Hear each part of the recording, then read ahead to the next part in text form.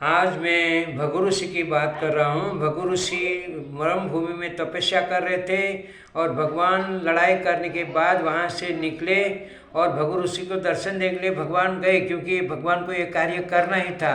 तब भगवान ने भगु ऋषि को बुलाया। भगु ऋषि आए। भगु ऋषि इतनी बड़ी तपस्वी होने के बाद भी भगवान को ठीक से नहीं पहचानते थे। तब भगु ऋषि ने बोला कि हे कृष्ण, महाभारत की लड़ाई में क्या हुआ, क्या सबको बचा लिया तुमने?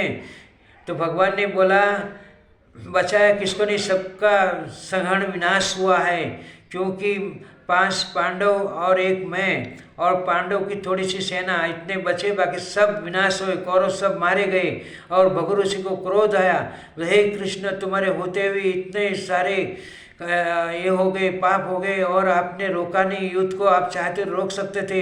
ऐसा करके बोल तुमको श्राप दूंगा करके हाथ में पानी लेके श्राप देने लगा। तब भगवान ने बोला, भगु ऋषि सुनो, मुझे श्राप देने से आपका पुण्य शून्य हो जाएगा और मुझे श्राप नहीं लगेगा, क्योंकि मैं जब तब परे सबसे परे हूँ, जब तक तपस्या सबसे परे हूँ, ना मुझे किसी का श्राप लगता है ना कुछ, क्योंकि मैं अजन्मा हूँ, ना मरता हूँ ना जन्मता हूँ, और ये जो कुछ हो रहा है मेरी वजह से हो रहा है।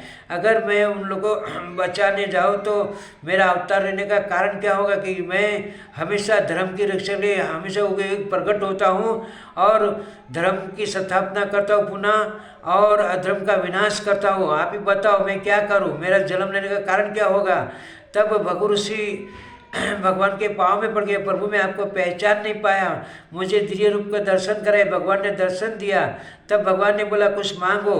तब भगु ऋषि ने बोला, हे परमात्मा, हे प्रभु, अगर आप मुझे देना ही चाहते हैं तो ये मरुभूमि में मुझे पानी नहीं मिलता है, तो जब भी मेरे को प्यास लगे यहाँ पे पानी प्रकट हो जाए, ऐसा वरदान दो। भगवान ने बोला, तथास्तु, ऐसा ही होगा, और तुम्हारी भक्ति भी अखंड रहेगी और तुम्हें लंबे समय तक यहाँ रहना है, क्योंकि आगे कलयुग बैठ रहा है और दुनिया को बोध देना है, उसी के द्वारा बोझ हमेशा ज्ञान रहेगा धरती पे, ऐसा भगवान ने बोला। तब भगु ऋषि ने बोला, ठीक है प्रभु, भगवान के पाँव में पड़ गए। भगवान वहाँ से निकल गए। तब थोड़े भगवान लंबे जाने लगे। तब उसको लगा, अरे मेरे को पानी की प्यास लगी।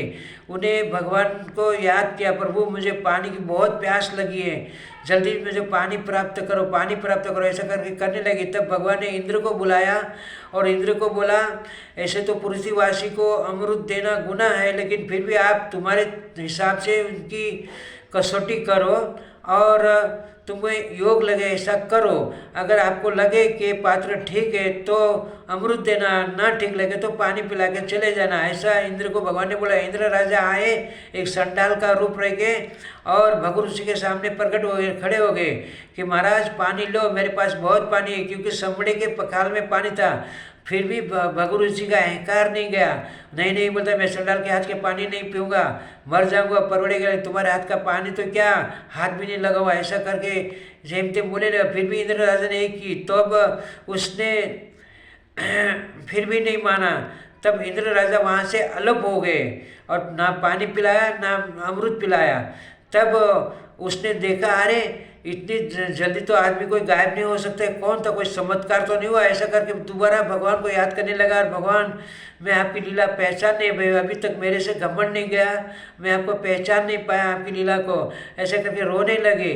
तब भगवान वहाँ पे प्रकट हो गए और बोला कि हे भगु ऋषि, वो पानी नहीं था, अमृत था, ये अमृत अभी तुम्हारे भाग्य में नहीं है, अभी तुम कच्चे हो। ऐसा करके भगवान ने वहाँ पे पानी प्रकट किया, पानी पिया और भगु ऋषि बहुत रोने लगे। भगवान मेरे ऐसा वचन दो कि मेरे में अहंकार ना आवे, घमंड ना आवे। भगवान ने बोला, तथास्तु, और बोले कि कभी भी किसी भी इंसान का अपमान नहीं करना, क्योंकि जो मेरा नाम लेता है वो चाहे चंडाल रहे चाहे पुण्यशाली आत्मा रहे, जो मेरे शरण में मेरा नाम लेके मेरी भक्ति करते हो हमेशा उत्तम है। ये छोटी सी बात भगवान ने और भगु ऋषि की कही है। जय द्वारकाधीश। सत्य घटना है, झूठी बिल्कुल नहीं है। जय द्वारकाधीश।